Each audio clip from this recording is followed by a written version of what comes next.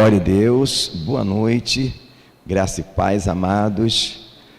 Felicidade de mais uma vez estarmos reunidos como igreja para louvar e bendizer ao nome do Senhor. E hoje, mais uma vez, ministrando na série. Essa mensagem deveria ter sido pregada na quinta, mas não foi possível.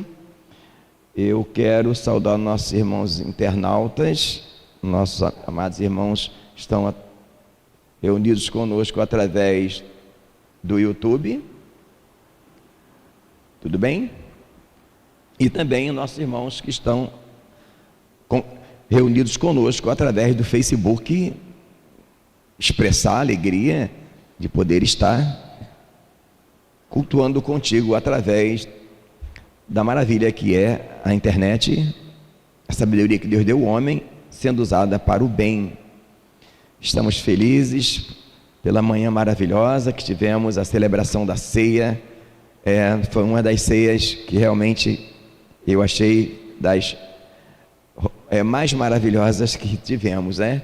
Eu ainda fiquei lá em casa me lembrando da comunhão que teve depois do culto e de ver os irmãos alegres. Se eu fiquei alegre em ver os irmãos se alimentando juntos, imagina o Senhor, né? Deus se alegra quando vê os irmãos reunidos. Eu creio que nessa hora deu para se lembrar um pouquinho de Atos dos Apóstolos, onde naquela época a ceia era dessa forma, né? Havia realmente um momento de alimentação. Abra, por favor, Romanos 1. Iremos ler o versículo 16 e 17. Eu quero também saudar o nosso pastor Marcos Souza, que está aqui conosco nessa noite, da alegria de tê-lo conosco hoje. Romanos 1, 16 e 17, que diz assim: porque não me envergonho do evangelho de Cristo, pois é poder de Deus para a salvação de todo aquele que crê, primeiramente do judeu e também do grego, porque nele se descobre a justiça de Deus de fé em fé, como está escrito: o justo viverá pela fé. Vamos orar. Glorioso Deus, soberano Pai, obrigado, Senhor, por esse momento, ó Pai, que a Tua palavra foi lida. Te peço que toma agora nas Tuas mãos, ó Pai. Traga para nós a Tua instrução. O Teu povo nessa noite anseia por ouvir a Tua voz. Pai, reconheço, ó Deus, a minha dificuldade. Se não for o Senhor, não terá jeito. Ó Pai, então eu te peço, Senhor, para a glória do Teu nome, que Tu venha falar aos nossos corações, ministrar nossas vidas, curar, salvar, libertar, manifestar o Teu favor, a Tua palavra que sara, que alimenta, a Tua palavra que alegra. E no nome santo do Teu Filho amado Jesus Cristo, eu repreendo todo mal, toda entidade maligna, todo espírito imundo e toda palavra de maldição. Que a Tua unção, a unção do Teu Espírito, visite cada lar, cada família, ó Pai, ou até mesmo aqueles que estão participando conosco no seu trabalho, dirigindo o seu veículo. Que a Tua mão forte esteja com eles neste momento, trazendo paz, livramento, cura, para a glória do nome do Senhor. Te pedimos em nome de Jesus. Amém. Amados, queriam assentar-se, por favor. Como eu disse, esta é mais uma mensagem da série A Restauração do Sacerdócio. Vale a pena você dar uma conferida nas outras mensagens, você que porventura entrou pela primeira vez nesse vídeo. E hoje com esse tema, Evangelho Vivo ou Evangelho Morto. Eu começo contando uma ilustração para que você entenda o que quer dizer Evangelho Vivo e Evangelho Morto. Talvez você não tenha parado para refletir, mas qual é o problema maior do cristão na sua caminhada com Deus? É o quê? É o pecado. Por quê? Porque Isaías 59, versículos 1 e 2 diz que a mão do Senhor não está encolhida e os seus ouvidos não estão agravados para que não possa ouvir, mas as nossas iniquidades fazem divisão entre nós, nos separa do nosso Deus. Então concluímos que tudo que o inimigo quer é que você peque, para que você se afaste de Deus, assim como ele está afastado. Mas antes de entrar na mensagem, eu quero falar sobre meias verdades. Conta-se uma história muito antiga, tão antiga, que naquela época a tampinha do refrigerante, ela não era rosqueável. Aquela tampinha que precisava do abridor, fazia tss, tss. Lembram? Pois é, aquela tampinha mesmo. Era uma festa e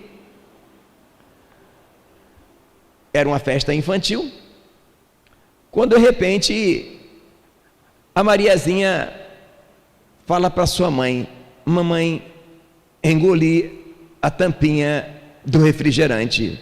A mãe desesperada: oh meu Deus, vem cá, vamos lá falar com teu pai. Não deixou nem a menina acabar de falar, chamou o esposo: Mariazinha acabou de engolir uma tampinha de refrigerante, o que vamos fazer? O pai desesperado: mas meu Deus do céu, e agora? Como é que a gente vai chamar um médico? Onde é que a gente vai levar no hospital? E o que a gente vai fazer? Mas se ela tomar água? Não, mas ela engoliu, não vai adiantar tomar água, como é que vamos fazer? E aquele desespero, e tomou conta de todo mundo, e o pai também desesperado, aí chama a tia chega, o que houve? Ela engoliu a tampinha do refrigerante. E aí, meu Deus do céu, Mariazinha, de novo você aprontando, como é que você engole uma tampa de refrigerante? Mariazinha, como é que você fez isso, Maria? Tu não podia ter feito uma coisa dessa? E o desespero começava a tomar conta de todo mundo, e vem o irmão, e chega para Mariazinha e fala: Mariazinha, fala a verdade, você engoliu mesmo? Você não engoliu tampa de refrigerante, coisa nenhuma, né, Mariazinha? Falava o irmãozinho da Mariazinha, e a Mariazinha falou assim: engoli sim, Tonico, engoli. Aí a única alternativa seria agora a festa acabar e ir todos para o hospital para resolver o problema da Mariazinha. Isso, o avô veio chegando do trabalho, e o que aconteceu aí? Vovô, a Mariazinha acabou de engolir uma tampinha de refrigerante. Aí ele olha para a Mariazinha: engoliu uma tampa de refrigerante? Aí chamou, deixa eu conversar com ela. Chamou ela no canto e disse assim: Mariazinha, você engoliu mesmo a tampinha do refrigerante, minha neta? Engoli sim, vovô. Ô Maria, tem certeza que você engoliu? Maria, você sabe que a mentira é do diabo. Quem mente é filho do diabo. Então, olhe nos meus olhos e diga para mim se você realmente engoliu a tampinha do refrigerante. Aí a Mariazinha, olhando nos olhos do avô: vovô, eu engoli a tampinha do refrigerante sim, vovô. Eu engoli e desengoli. Mariazinha estava mentindo? Não, é que a mãe era tão apavorada que nem esperou a menina acabar de falar e já correu para levar para o pai. O pai desesperou, ou seja, ninguém teve paciência para esperar talvez a menina falar que ela estava brincando. Só que ela deve ter achado tão engraçado o desespero que ela sustentou a meia verdade até que o seu avô dá um checkmate nela, e ela teve que dizer que ela engoliu e desengoliu a tampinha de refrigerante. Amados, parece uma história de sátira, mas na verdade essa história tem muito a ver com o que queremos pregar hoje. Porque se observarmos, existem várias coisas no mundo. Hoje se diz que não existe mais verdade absoluta, e outros falam que existem meias verdades. A pergunta é: as meias verdades são verdades ou são mentiras? A Mariazinha estava falando a verdade, não estava? Porque ela realmente tinha engolido. E aí? Bom, voltando para o nosso tema, uma das coisas que mais nós temos visto no meio do reino de Deus é a migração de pessoas que saem do Evangelho por N motivos. N motivos, pessoas que começaram caminhando com o Senhor, hoje estão afastados. Há quem diga que a igreja que mais cresce no mundo é a igreja dos desviados dos caminhos do Senhor. Então, alguns que saíram da igreja porque gostava de uma geladinha. E aí, está na firme? Não, pastor, eu saí da igreja, estou firme mais não. Mas por que você saiu? Ah, pastor, eu gosto, eu estava muito feliz na igreja, mas pastor, quando eu sinto o cheirinho da loura gelada, eu não aguento. E eu vou segurando, pastor, até chegar perto do Natal, que toda casa que eu vou tem cerveja, pastor, aí eu não resisto. E eu sou daquele camarada, pastor, que eu tomei a primeira, aí eu não paro mais. Eu bebo tanto que eu esqueço até meu nome. Aí eu acabei, de tanta vergonha, aí eu parei de ir para a igreja e estou distanciado. Será que ele conheceu o evangelho vivo ou o evangelho morto? Com certeza, esse rapaz conheceu o evangelho morto. Há uma chance muito grande. Há outros que são adoradores do carnaval. Tem gente que vem para Jesus e todo dia chega o carnaval e se desvia. E aí, irmão? Ah, pastor, eu estou fora da igreja. Pastor, eu não aguentei ficar mais não. Toda vez que chegava o carnaval eu me desviava, pastor. Toda vez chega o carnaval, sai da igreja. Mas que isso, pastor? Eu não posso ver a Portela desfilar, pastor. Eu não posso ouvir o batuque do tamborim. Ah, pastor, eu já sacode meu esqueleto, eu não aguento, eu tenho que ir. Quando eu vejo, já estou lá e eu não aguentei não, aí eu me afastei, porque eu não quero ficar na igreja até o carnaval e no carnaval me desviar, né? Com certeza, ou há uma grande probabilidade desse rapaz ter conhecido o evangelho morto, porque se tivesse conhecido o evangelho vivo, provavelmente ele não seria mais atraído pelo carnaval. Outro saiu da igreja por causa da pornografia. Pastor, não aguentei, eu saí da igreja também, porque eu até tento, pastor, mas eu sou viciado nisso. Olha, eu já até quebrei o computador de raiva, mas não tem jeito.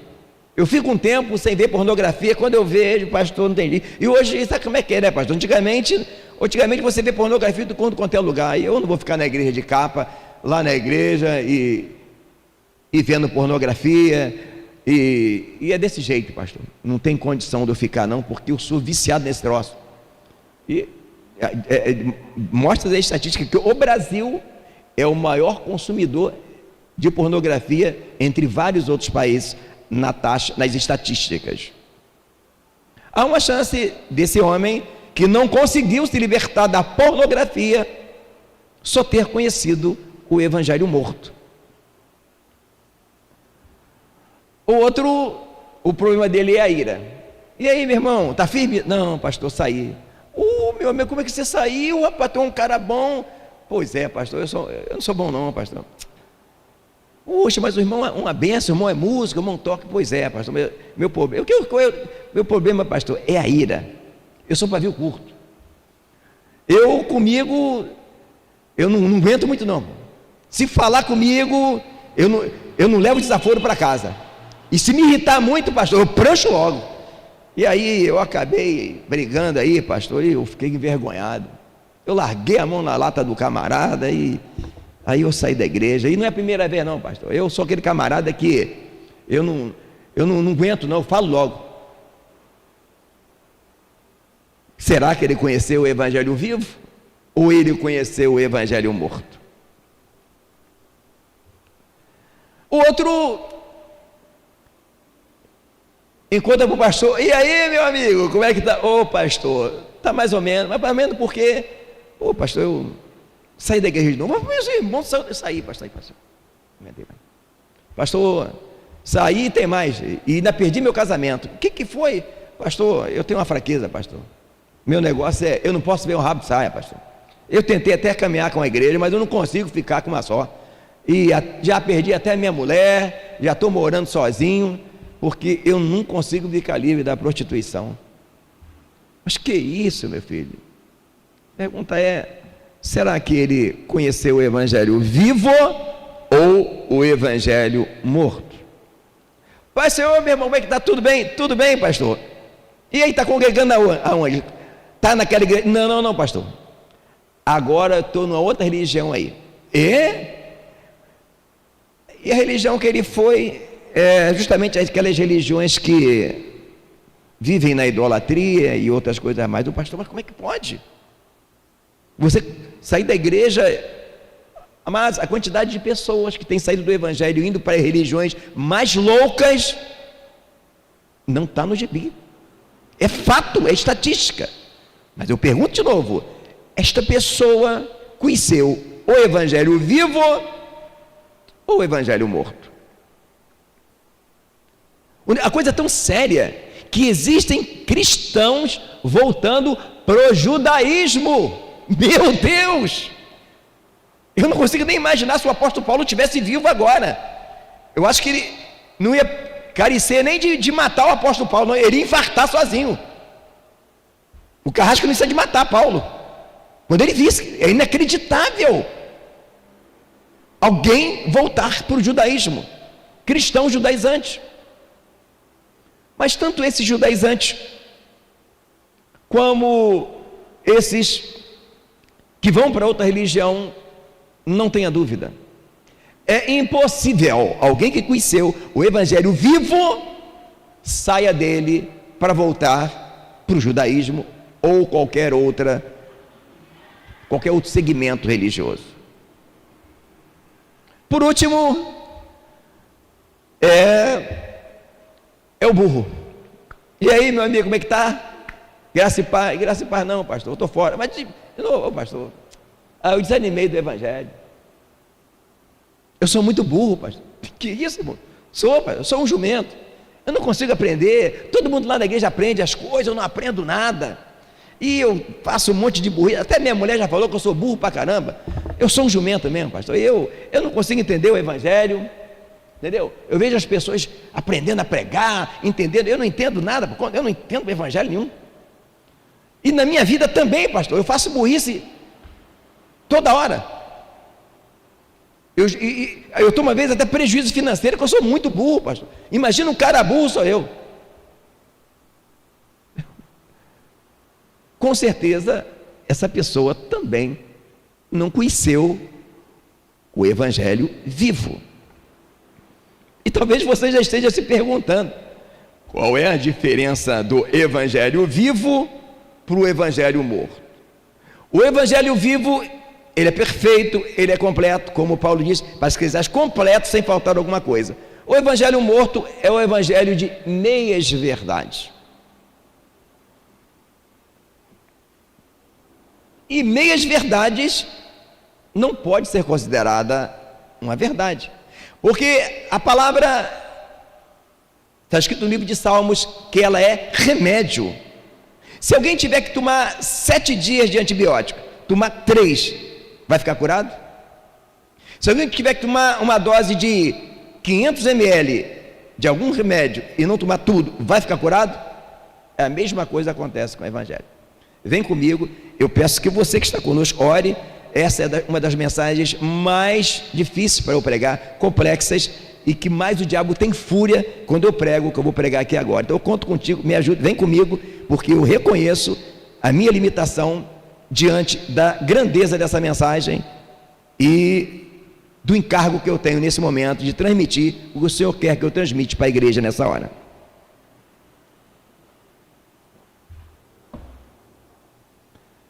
Vamos começar primeiramente pelo da bebida. Por que algumas... Eu poderia falar inúmeras coisas, inclusive eu preguei sobre a bebida, só que o vídeo se perdeu, terei que pregar de novo sobre bebida alcoólica, mas eu não vou nem entrar no mérito de ser pecado ou não vou nem passar por aí, dessa vez. Na próxima mensagem entraremos mais profundos. Nós vamos ver em Efésios 5, versículo 18, veja o que diz. Efésios 5, 18. Se você tem dificuldade de procurar, você só anota, ou depois você volta o vídeo Diz assim, ó, não embriagueis com o vinho em que há contenda, mas enchei-vos do Espírito Santo. Então tem pessoas que fazem, pastor, eu já orei muito para Deus me libertar da bebida. Pastor, eu já orei demais. Só que eu não consigo, pastor. E de tanto que eu orei e não consegui parar, aí eu desisti. Peraí. Mas se você orou para Deus te libertar da bebida, me perdoe, mas aí é evangelho morto. Que isso, pastor? Mas eu orar para... meu amigo. Volte para o texto. Efésios 5,18. Não vos embriagueis com o vinho em que há contenda, mas enchei-vos do Espírito Santo. Então tem muito crente, irmão, que ele está orando para Deus encher ele do Espírito Santo. Não, irmãos. Você pode até orar para Deus te libertar da bebida, você pode até orar para Deus e te encher do Espírito Santo, mas o texto está dizendo: enchei-vos. Você, para viver o Evangelho vivo, você tem que interagir nisso. Por isso que na 1 Coríntios 3, versículo 9 diz: de Deus somos seus cooperadores. O Evangelho morto fala para você orar, fala para você pedir. O Evangelho vivo fala para você interagir. Muitas pessoas não conseguem se libertar da bebida alcoólica quando vem para o Evangelho, é porque ele se batiza nas águas e aprende a cantar os hinos e acha que já acabou. Pela graça do está por meio da fé e não busca se encher do Espírito Santo. Muitas das vezes, agora a preocupação dele, se é jovem, é casar, é só estudar, e o tempo dele não tem tempo para Jesus, não se enche do Espírito Santo. E a palavra fala aqui, o que a palavra de Deus diz? Que o demônio, saindo de uma casa, voltando, encontra ela vazia e adornada, chama mais 7. Então, nós não podemos ficar vazios. E se encher do Espírito Santo não é uma tarefa só do Senhor. Por isso que fala em Filipenses, Deus opera em nós o querer e o efetuar. Mas no versículo anterior, o que diz? Operai a vossa salvação. Nós trabalhamos nisso. Do Evangelho morto fala: Jesus já fez tudo na cruz, agora você vai ficar só descansando. Se você não se encher do Espírito Santo, não tem jeito, não tem meio termo. Ou você se enche, ou a tua carne vai tender.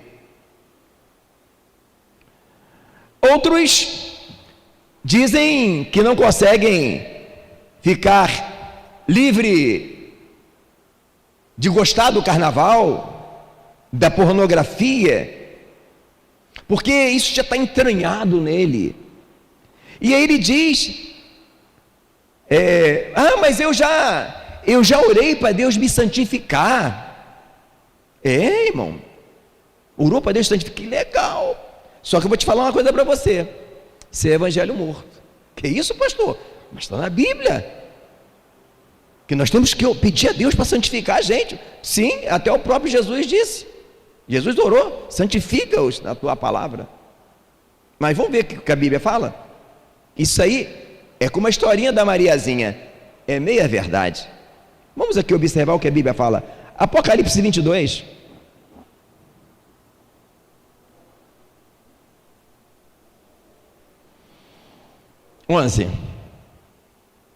Quem é injusto, seja injusto ainda, e quem é sujo, suje-se ainda, e quem é justo, seja justificado ainda. Quem é santo, santifique-se mais ainda. Santifique-se. Quem que santifica, irmão? Somos nós. Amados, se no Velho Testamento tem versículo dizendo: santificai-vos hoje, e amanhã fará o Senhor maravilha entre vós. No Velho Testamento, irmãos. Como que no Novo a santificação é algo só do Senhor? Então tem gente que está pedindo: Senhor, me santifica, Senhor. Senhor, me santifica. Ou, olha, você tem que ser santo. Irmãos, ninguém consegue ser santo só através de uma oração é necessário que você venha interagir nisso. Quer mais?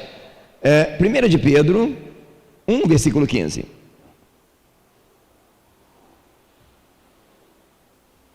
Diz: mas como é santo aquele que vos chamou, sede vós também santos em toda a vossa maneira de viver. Sede santo, é para você ser, você interage nesse processo. Aí o outro diz, né? Pastor, mas eu já orei, Senhor, me fortalece, Senhor, Senhor, me fortalece. Eu estou orando para eu me fortalecer, para eu vencer a bebida, a pornografia, para eu não gostar mais de carnaval nem da bebida. Eu tenho orado muito, mas como eu oro para Deus me fortalecer? Ah, é? Que legal. Só que eu tenho que te dar uma notícia, uma boa e uma ruim. Uma boa, que é bom que você ore. Uma ruim, que isso aí está pela metade, é evangelho morto. Mas o que está falando? Veja aqui, Efésios 6,10 diz: fortalecei-vos no Senhor e na força do seu poder. Amados, o que esse verbo fortalecei-vos quer dizer o quê, gente? É quem tem que fazer alguma coisa? É quem está lendo. Fortalecei-vos. O evangelho morto fala para você pedir a Deus para te fortalecer só. O evangelho vivo fala para você orar a Deus para te fortalecer, mas você se fortalece. Quer mais? 1 de Coríntios 16, 13 diz assim: vigiai, estais firmes na fé, portais varonilmente e fortalecei-vos. Aqui está dizendo, e orai para Deus te fortalecer. Não, meu amigo. Então, se você deve estar um pouco assustado, porque você não tinha visto isso, talvez, né? Fortalecei-vos. Tem outros que falam assim: pastor, mas eu sou muito irado, eu sou muito brabo, eu sou bad boy mesmo, e eu já orei ao Senhor: Senhor, tira a ira do meu coração, tira a cólera, eu sou pavio curto. Amém. Veja o que Efésios diz. Efésios capítulo 4, versículo 31. Toda amargura, toda ira, toda cólica e gritaria e blasfêmia, toda malícia, sejam tiradas dentre vós. Quem é que tira, irmão? É Deus? Não é que você orar para Deus tirar, você tem que tirar. Pastor, mas eu... Será? Colossenses 3:8. Colossenses 3, versículo 8. Mas agora, despojai-vos também de tudo: da ira, da cólera, da malícia, da maledicência, das palavras torpes, da linguagem obscena, das palavras torpes da vossa boca e do vosso falar. Sabe o que significa essa palavra despojai-vos? Do grego? Quer dizer, olha, quem está no curso agora vai achar interessante. Só um minutinho. Essa palavra despojai-vos da ira, da cólera, quer dizer colocar de lado, tirar do caminho, remover. Quem está no curso, no módulo Fé Comparado ao Caminho, já é mais um versículo para colocar. Então, amados, é quem que tira? Pregar um evangelho pela mentira para você. Então, se você não tem conseguido deixar de ser uma pessoa irada, uma pessoa colérica, que acha até legal, né? Tem pessoa que fala assim, mas ele gosta, né? Rapaz, fulano é brabo, eu sou brabão. Tem gente que acha bonito ser feio. Tem gente que acha bonito ser feio, irmão. Tem gente que acha eu sou um cristão, mas eu sou um cristão macho. Macho, cuidado com o inferno, vai estar cheio de bad boy. Jesus disse: aprendei de mim que sou manso e humilde de coração. Lá no mundo era bonito ser bad boy, aqui não, hein? Cuidado, você está de alguma forma se arriscando. Agora, Então o evangelho morto, amados, ele está o tempo todo dizendo para você orar e você fazer. O evangelho vivo diz como você fazer. Então, observe o que fala Romanos 12, versículo 2. Não vos conformeis com este mundo, mas transformai-vos. Irmãos, é o texto que está dizendo. Eu estou te mostrando a Bíblia. Transformai-vos é quem, irmãos? Nós interagimos nisso, irmãos. Nós participamos disso. Nós temos que fazer algo nessa situação. Não é orar a Deus para Ele fazer. 2 de Coríntios, capítulo 7, versículo 1.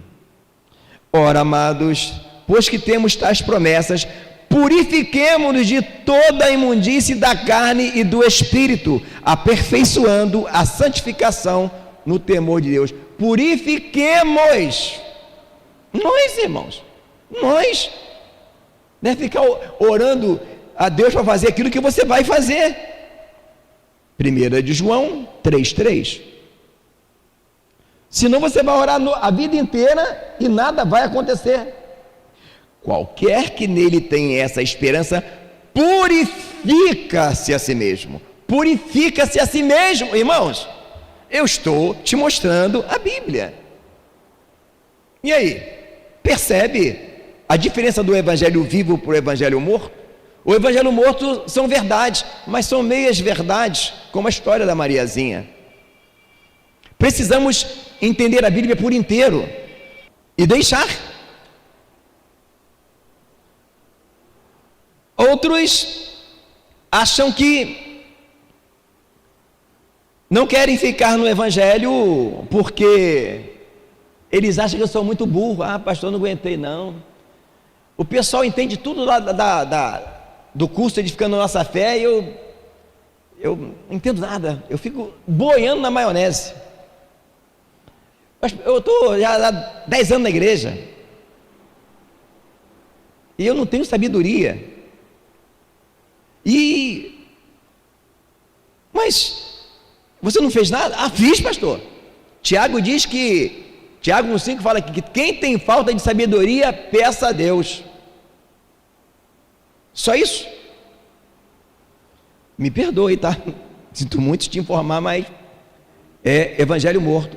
Mas que isso, pastor? Tiago está dizendo ali com todas as letras: quem tem falta de sabedoria, peça a Deus, que a todos dá e não lança em rosto. Como é que? Pois é, meia verdade. A verdade inteira não é só isso. Amados, qualquer tema na Bíblia, para poder você entender, você tem que pegar todas as informações inerentes ao assunto. Então, dê uma olhadinha aqui. Provérbios 2, 3 e 4.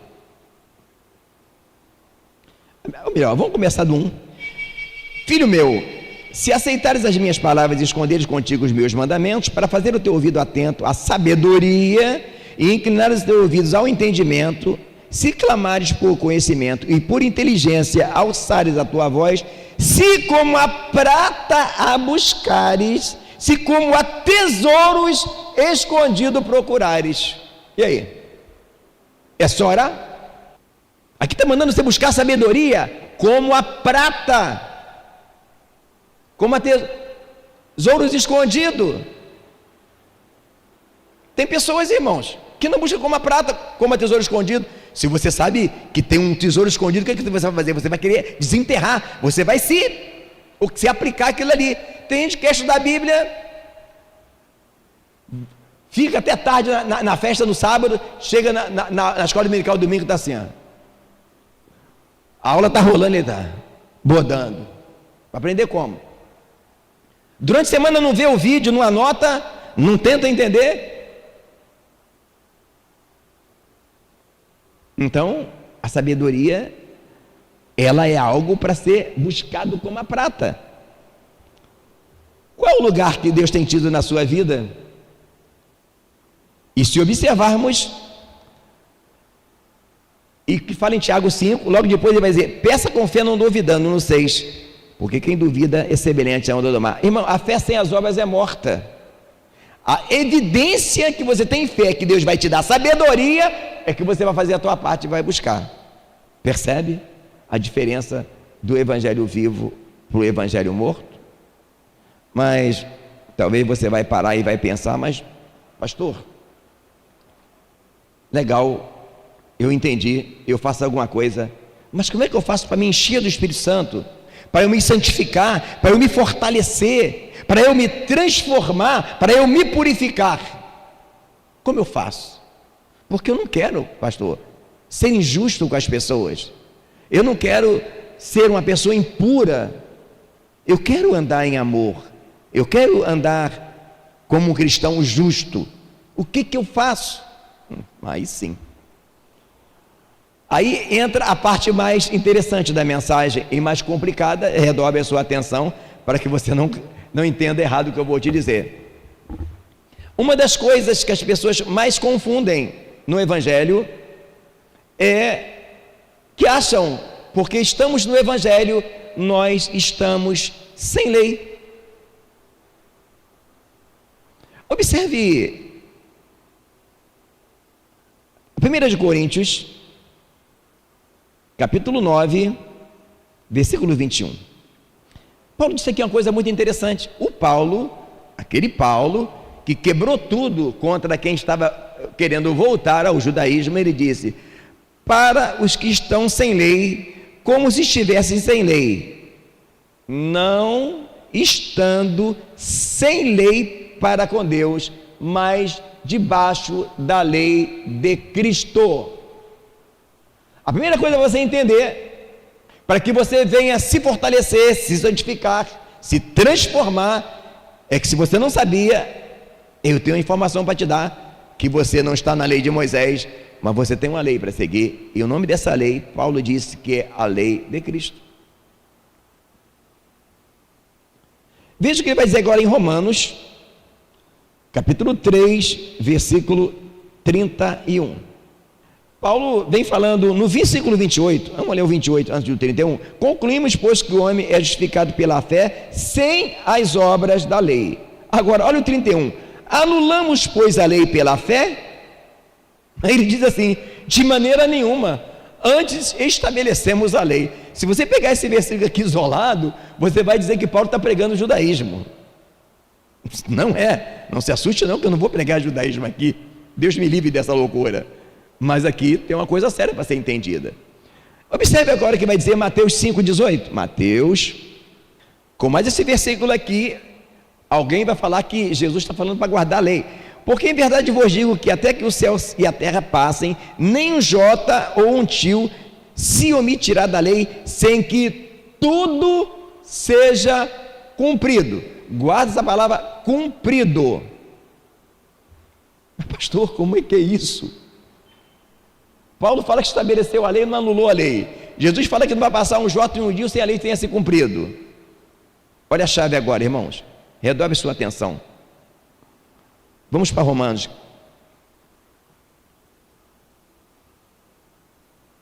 Romanos 8, versículo 4. Para que a justiça da lei se cumprisse em nós, que não andamos segundo a carne, mas segundo o Espírito. Jesus disse que nem um jota, nem um tio se omitirá da lei, sem que tudo se haja cumprido. Agora Paulo vai dizer aqui, para que a justiça da lei se cumprisse em nós, que não andamos segundo a carne, mas segundo o Espírito. Agora sim. A Bíblia fala que Jesus veio cumprir a lei. Tudo apontava para Cristo, no sentido que ele foi o Cordeiro, ele foi o sacerdote, e a si mesmo se entregou para trazer a redenção. Só que, uma coisa que as pessoas não sabem, que a lei não só aponta para Cristo, a lei aponta também para a igreja. A lei aponta para a igreja, irmãos. Tanto que tudo que Jesus é, nós somos. Sabia disso? Ele é templo, nós somos templo. Ele é rocha, nós somos pedra. Pedro falou, nós somos pedras vivas. Ele é sumo sacerdote, nós somos sacerdotes. Ele é rei dos reis, nós somos reis. E Paulo diz que nós reinaremos em vida. O equívoco todo é não entender que a lei é sombra dos bens futuros, é uma alegoria para o tempo presente, e a lei aponta sim para a igreja. Então, nesse capítulo 8 de Romanos, está a explicação. Versículo 1.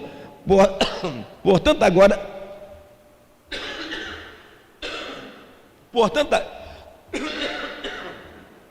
só um minuto, igreja, me perdoe.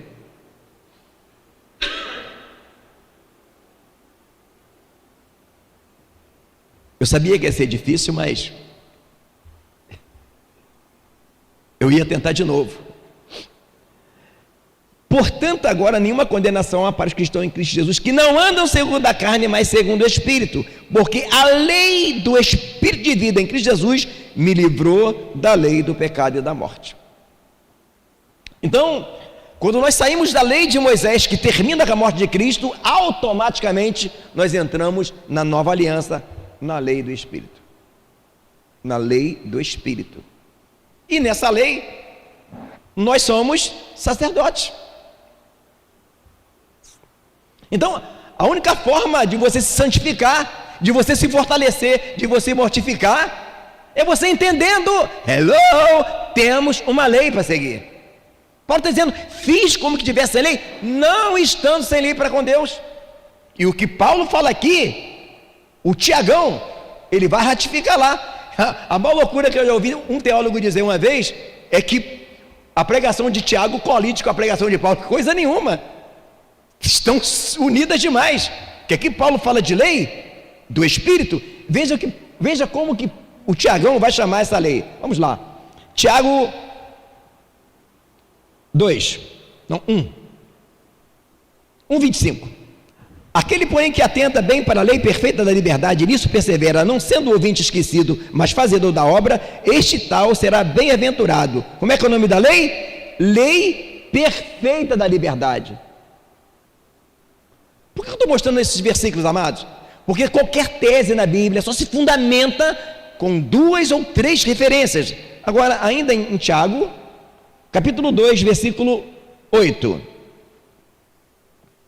Todavia, se cumprides conforme que está a lei real, amarás o teu próximo como a ti mesmo bem fazeis. Chamou de quê? Lei real. Tiago chama a nossa aliança de lei real também. Por que lei real? Porque Paulo vai dizer que nós reinamos em vida, porque somos reis e sacerdotes, amados.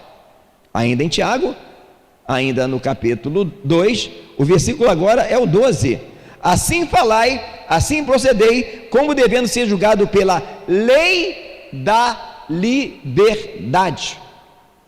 Então tem muita gente que está no Evangelho, irmãos, e não sabe que estamos em uma lei do Espírito e que nós temos a nossa parte no pacote.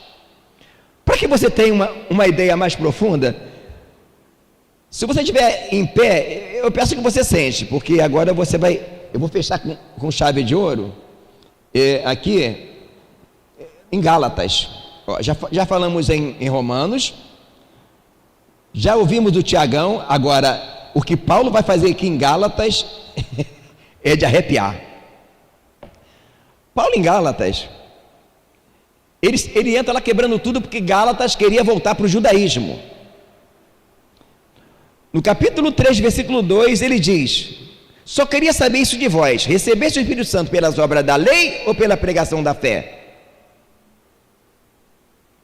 No 3:10, todos que estão debaixo da lei estão debaixo de maldição.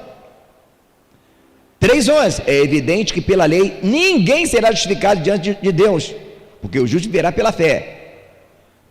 Gálatas 3:12, ora, a lei não é da fé, mas o homem que fizer essas coisas por ela viverá. 13, Cristo nos resgatou da maldição da lei.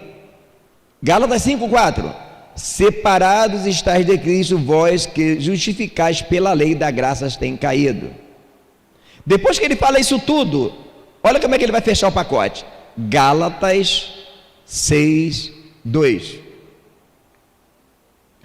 levai as cargas um dos outros e assim cumprireis a lei de Cristo. Amados, vocês prestaram atenção quantas referências que a Bíblia está dizendo que nós temos uma lei para seguir? Por que uma lei, irmãos? Porque toda lei, seja de um país, seja qualquer lei, ela tem o que na lei? As regras, os preceitos a serem observados, para que não haja punições, sanções.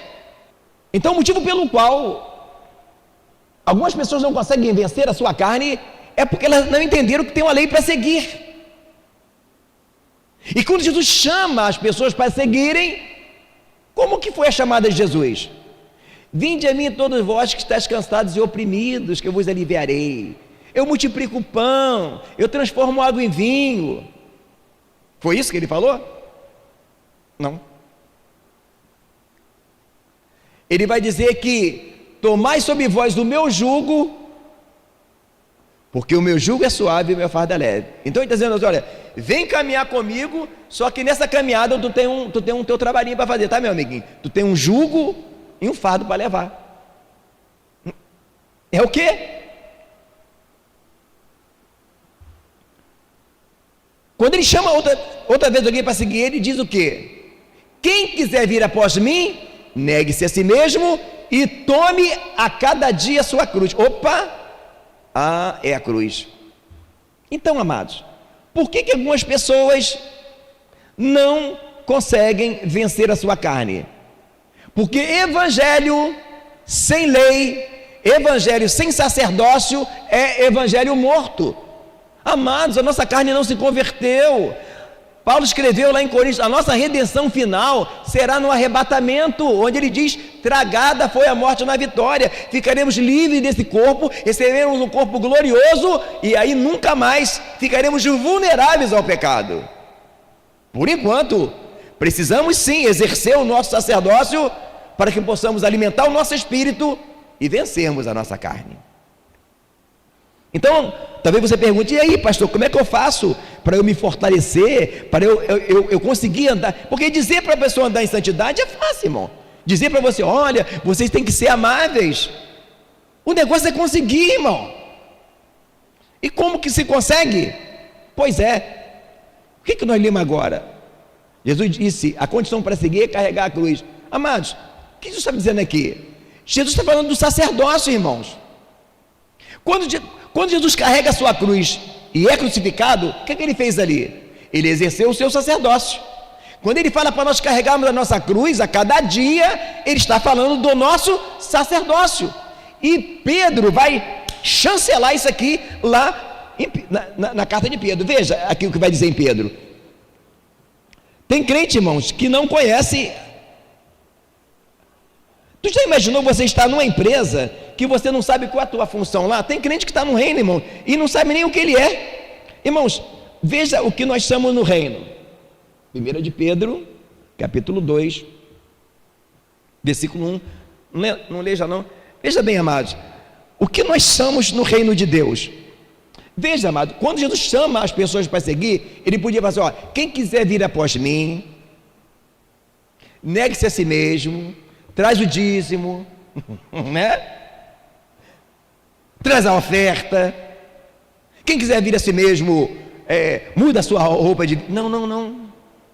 Quem quiser ir por mim, leve a sua cruz. A base do evangelho é o sacerdócio. Veja que Pedro vai dizer, deixando toda malícia... Opa, fugiu aqui, só um minutinho. Enganos e fingimentos, invejas e murmurações, desejai como meninos novamente nascidos, o leite racional não falsificado, para que por ele vá crescendo, se é que já provardes que o Senhor é benigno, chegando a ele, para ele pedra da vida, reprovada na verdade pelos homens, mas para com Deus eleita e preciosa, vós também como pedra viva, sois edificado casa espiritual e sacerdócio santo. Para que mais, igreja? Para oferecer sacrifícios espirituais agradáveis a Deus por Jesus Cristo. Opa, agora entendemos que somos nessa lei do Espírito, somos sacerdotes. Para quê? Oferecer sacrifícios. No 9, ele vai dizer também, vós sois geração eleita, sacerdócio real. Agora, olha como é que Tiago, Pedro e Paulo, eles se completam. Tiago falou da lei, Pedro está falando do sacerdócio, e Paulo vai dizer o que lá em Romanos 8? Romanos 12, versículos 1 e 2. Rogo, pois, irmãos, pela compaixão de Deus, que apresenteis os vossos corpos em sacrifício vivo, santo e agradável a Deus. Quem é que faz o sacrifício, igreja? Não é o sacerdote, irmão? Agora, o mais interessante: e não vos conformeis com esse mundo, mas transformai-vos. Então, para que haja a transformação que ele fala no versículo 2, é preciso que você ofereça a sua vida em sacrifício vivo, santo e agradável a Deus, que é o vosso culto racional. É o sacerdócio, irmão, puro e simples. Não existe carne convertida. Então você vai ficar orando: Senhor, me liberta da bebida, me liberta do carnaval, da pornografia. Senhor, eu não quero ser mais um bad boy. Senhor, eu não quero mais ser burrão. Não, irmão, exerça o seu sacerdócio. Então tem pessoas, irmãos, que vêm para o reino, e em vez de alguém apresentar o sacerdócio para ele, não, ele aceita Jesus, se batiza, e agora essa vitória, ele acha que agora essa vitória. Não, irmãos, aquele crente que se converte e se explica para ele o sacerdote, ele entende aquilo que está lá, ó: ficai, pois, em Jerusalém, até que do alto sejais revestido do poder de Deus, irmãos. Por quê? Ele vai começar a exercer o seu sacerdócio. Para que você entenda que tanto Paulo como Jesus, eles já entram na mesma pegada, veja o que Paulo vai dizer. Irmãos, Paulo, ele vem fazendo uma explicação sobre a pregação dele, e ele fala algo que vale a pena você conferir. Isso está na 1 Coríntios, capítulo 1, versículo 23. Mas nós pregamos a Cristo, que é escândalo para os judeus e loucura para os gregos. Nós pregamos Cristo o quê? Crucificado. Irmãos, por que Paulo fala que pregava Cristo crucificado, se ele não estava mais na cruz? Já parou para pensar nisso? Agora, ainda em Coríntios, observe o capítulo 2, versículo 2. Porque nada me propus a saber entre vós, senão a Jesus Cristo e esse crucificado. Agora em Gálatas 3:1. Ó insensatos Gálatas, quem vos fascinou para que não obedeceis à verdade, a vós perante os olhos de quem Jesus Cristo já foi evidenciado como crucificado entre vós? Irmãos, já pegou a visão? Já pegou o que Deus está falando? Bom, Paulo podia falar de Jesus ressurreto, à destra do Pai. Ele fala de Jesus crucificado, porque foi ali que ele exerceu o seu sacerdócio, foi ali que ele deu um exemplo para nós fazermos: carregar a nossa cruz a cada dia, exerceu o nosso sacerdócio. Então, quando Paulo fala: sede meus imitadores como eu sou de Cristo, porque assim como Cristo carregava a sua cruz a cada dia, para ser crucificado, Paulo fala assim: eu morro a cada dia. E Paulo fala: Cristo foi apresentado como crucificado, porque em Gálatas 2:20 ele vai dizer: já estou crucificado com Cristo, vivo não mais eu, mas Cristo vive em mim. Só que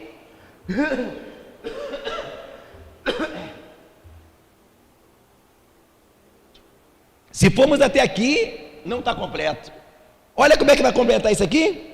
Gálatas 5:24. E os que são de Cristo crucificaram a carne com as suas paixões e concupiscência. Irmão, observe que o texto não está dizendo que os que são de Cristo foram crucificados, não. Irmão, presta atenção no que o texto está te dizendo. Os que são de Cristo crucificaram quem? Eles mesmos. Irmãos, nem ninguém vai crucificar a gente, não. É nós que vamos crucificar a nossa carne. com as nossas paixões. Então, o evangelho morto não tem cruz, o evangelho morto não tem lei, o evangelho morto não tem sacerdócio.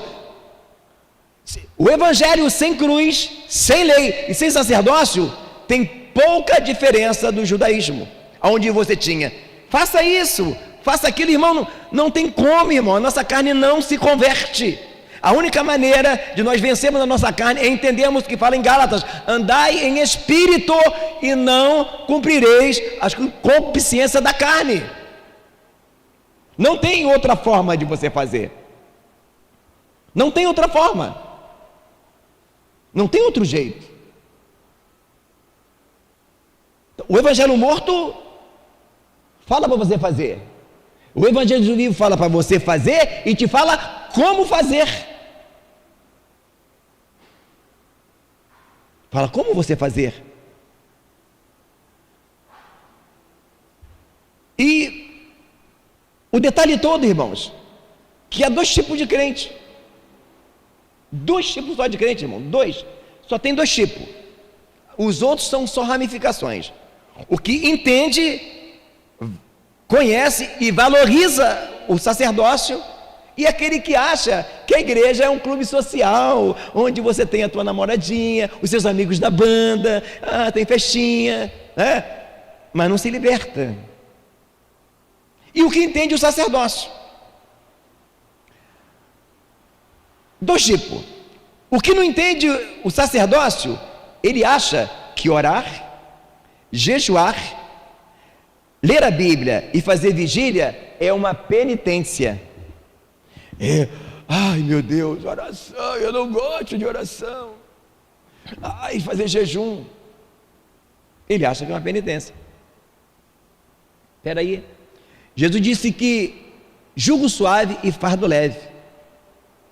E tem o evangelho vivo, que entende que o evangelho vivo é relacionamento, é uma lei a ser seguida, é o sacerdócio a ser exercido, e orar, jejuar e ler a Bíblia, que é o tripé do nosso sacerdócio, não é pesado. Por que não é pesado? Porque ele entende que todas as vezes que vamos orar, jejuar e ler a Bíblia, o Espírito Santo é que nos impulsiona a fazer isso. Então, na verdade, o jejum não é nem uma abstinência, não. O jejum é uma troca de combustível. É igual o carro que é a álcool e a gasolina, ou a álcool e a gasolina e a gás, e troca o combustível. Só que nós, como seres humanos, podemos viver só como comida, mas nós não somos só seres humanos, nós somos seres espirituais, e o nosso espírito precisa ser alimentado através do nosso sacerdócio. Quando o nosso espírito ele está cheio, exercemos o nosso sacerdócio, nós não fazemos as coisas por obrigação, nós fazemos as coisas porque temos liberdade. Tiago falou de quê? Liberdade. Liberdade para amar, liberdade para perdoar. É diferente, irmãos. É diferente. Por quê? Quando exercemos o nosso sacerdócio, acontece aquilo que foi vaticinado pelos profetas do Velho Testamento: tirarei o coração de pedra, colocarei um coração de carne. Então tu tem duas opções: ou continuar passando vergonha no débito e no crédito, ou você entender que você foi chamado para carregar uma cruz a cada dia, a exercer o teu sacerdócio e ter uma vida de abundância. E quando você busca o reino dos céus e a sua justiça, todas as demais coisas vos serão acrescentadas. Então, quando fala para que a justiça da lei se cumprisse em nós,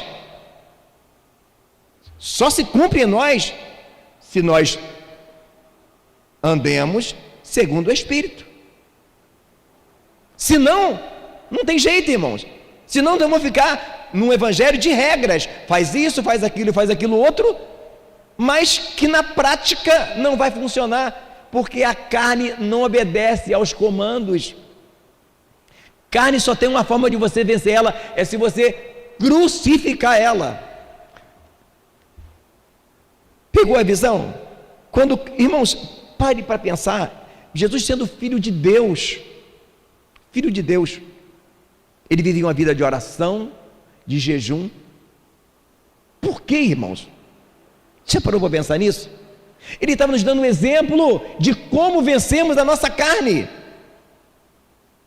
Então, muitas pessoas às vezes não compreendem a importância de se entender isso. E quando não entendemos que oração, jejum e leitura da palavra de Deus, a vigília é um sacerdócio, nós não priorizamos isso.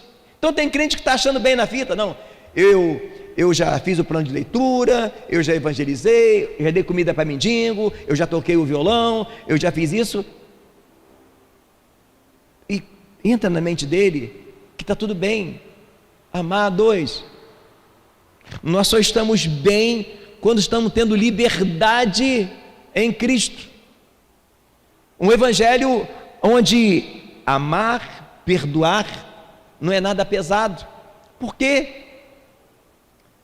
Ele disse, tiraria o coração de pedra, colocaria um coração de carne. Iria imprimir em nós as suas leis no nosso coração. Que mais? Teríamos a mente de Cristo. Então, quando nós não entendemos o sacerdócio, não priorizamos aquilo que é prioridade. Então tem muito crente que acha que está bem. Não, Jesus está feliz comigo, que eu já fiz salgadinho para a cantina, eu já fiz bastante coreografia. Como está o teu sacerdócio? É simples. Como é que vai a tua paciência? Se anda irado? Se só anda nervoso? Você não tem mais paz? Obviamente, você não está exercendo o teu sacerdócio. Você está vivendo o evangelho morto. Toda alegoria, a Bíblia diz que, Hebreus 9:9, que a lei é uma alegoria para o tempo presente. Hebreus 10:1 é sombra dos bens futuros. Toda aquela sombra daquele sacerdócio que os sacerdotes ofereciam apontava para a igreja. Aquela luz que eles colocavam na lamparina para acender no templo simboliza o quê? O nosso sacerdócio. Aquele animal que eles matavam continuamente simboliza o nosso sacerdócio. Mas isso aí nós fazemos, irmãos, não como para ser salvo. Não, irmãos, é porque nós fomos salvos e entramos em algo que na velha aliança só era restrito a Arão e seus filhos. Deus queria fazer para todo mundo, mas como o povo ele não valorizou, agora na nova aliança cumpre a promessa de um reino sacerdotal. Então, amados, tem muito crente que às vezes ele está migrando para outras coisas. Irmãos, é impossível. Alguém que entrou no evangelho, exerceu o seu sacerdócio, sentiu todo o gozo do céu aqui na terra, querer largar Jesus. Mas infelizmente, irmãos, tem muita gente entrando no evangelho e saindo do evangelho sem saber que temos uma lei a seguir, que nessa lei nós somos sacerdotes, e que o nosso sacerdócio é o que a igreja de Atos dos Apóstolos fazia: orava, jejuava, fazia vigília e lia a Bíblia. Não entendendo que esse Paulo que fala para que a vida de Cristo se manifeste em nossos corpos mortais. Irmão, se a vida de Cristo está manifestando nos nossos corpos mortais, alguém vai prostituir? Alguém vai querer ver pornografia? Alguém vai querer se alcoolizar? Não, irmãos. E esse Paulo que fala isso, ele diz com todas as letras: em jejum muitas vezes, em fome e frio muitas vezes. Compreende? Então, o que ele vai dizer também? Portanto, agora, ninguém me inquiete, porque eu trago no meu corpo as marcas do Senhor Jesus, a marca da cruz, irmãos. Então, Paulo vai dizer assim, olha, eu luto, Paulo diz, Romanos 12, 1 e 2, apresentei os vossos corpos em sacrifício vivo, ok? Depois ele vai dizer assim, olha, porque eu luto, não como combatendo a coisa incerta, mas antes subjugo o meu corpo e o reduzo à servidão, para que no eu pregando não venha ficar reprovado. Amados, o diabo não tem nenhum acesso a nós, a não ser que ele faça a gente pecar. Se você exercer o teu sacerdócio, você vai viver uma vida de santidade, o inimigo não tem como te acessar, porque não consegue quebrar a tua intimidade com Deus. Então, amados, é importante que a gente entenda isso, que é impossível que alguém que provou do Evangelho, ele vai querer sair. Mas infelizmente, esse Evangelho está encoberto nos que se perdem. Jugo suave, fardo leve. Ele falou bem claro, ele explicou com todas as letras o que teria para nós na nova aliança: uma vida de liberdade, uma vida sobrenatural. Tem pessoas, irmãos, vivendo o Evangelho da nova aliança, e se você fizer um comparativo, tem pessoa no reino das trevas tendo mais intimidade com os espíritos imundos do que o crente com o Espírito Santo. Amado, o véu do tempo foi rasgado de alto a baixo. De alto a baixo. E talvez você nunca parou para pensar que a Bíblia fala primeiramente da segunda cruz e depois da primeira. A primeira cruz foi que Cristo carregou, e a segunda é a nossa. Mas por incrível que pareça, antes de falar da cruz que ele ia ser crucificado, Jesus vai dizer para nós o quê? Tome a cada dia a sua cruz. Olha, por que você acha que Paulo vai falar, eu vos falei de Cristo, esse crucificado? Irmão, que crente crucificado pode vir calúnia, que ele suporta. Crente crucificado pode haver escassez, ele suporta. Crente crucificado, ele ama, ele perdoa, ele suporta as injúrias, as pedradas. Crente crucificado não reclama. Crente crucificado, ele crê e vê o milagre acontecer. Só tem duas formas, só tem duas opções: evangelho vivo, evangelho morto. Crente crucificado ou crente que não está crucificado.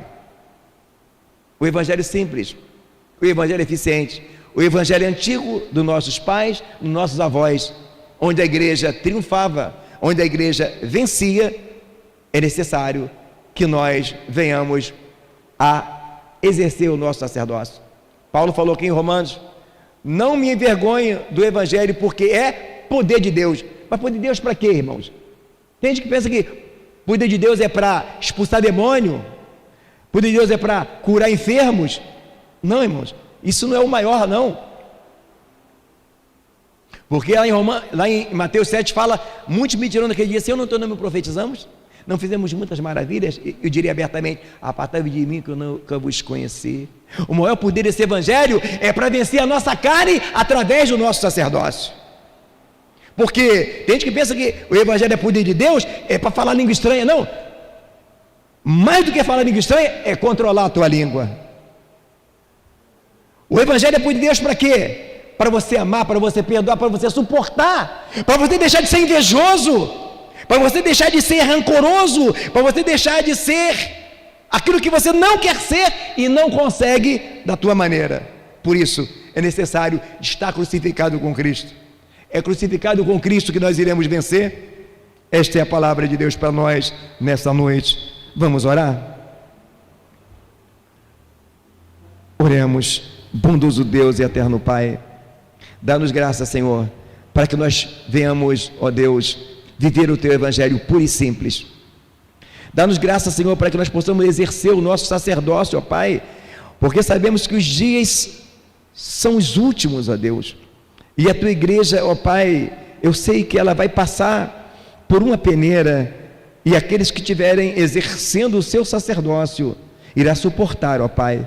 Ó Pai, levanta sacerdotes, ó Deus, levanta, Pai, sacerdotes, homens e mulheres de Deus, dispostos a ficar na brecha, a fazer a diferença, Pai, a fazer a Tua obra com qualidade, Senhor, a ser um instrumento nas Tuas mãos, ó Pai, para pregar, para ser, ó Pai, um canal do Teu fluir.